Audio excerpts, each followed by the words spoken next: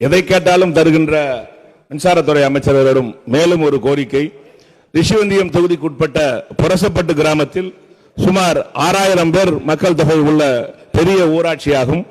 இந்த ஊராட்சியில் மேட்டுக்கொல்லை, வடக்கு தெரு, கங்கை அம்மன் கோவில் தெருக்களின் வழியாக 100க்கும் மேற்பட்ட விவசாய பம்பு செட்டுகளுக்கு உயரழுத்த மின்சாரம் செல்லும் கம்பிகள் மிகவும் தாழ்வாக செல்கிறது.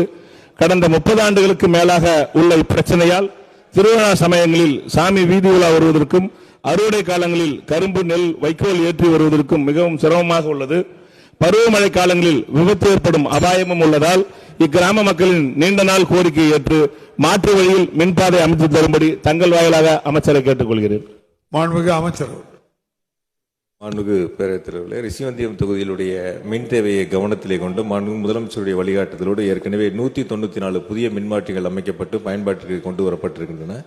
எங்கெல்லாம் சிறப்பு பராமரிப்பு பணிகள், கம்பிகள் தாழ்வாக செல்கிறதோ அதெல்லாம் சிறப்பு பராமரிப்பு பணிகள் என்ற பெயரில் எடுத்துக்கொள்ளப்பட்டு அந்த பணிகள் நிறைவு செய்யப்பட்டிருக்கின்றன. மாண்புமிகு உறுப்பினர் சுட்டிக்காட்டியிருக்கிற அந்த பகுதியில் 2 நாட்களில் துறையினுடைய அலுவலர்கள் சென்று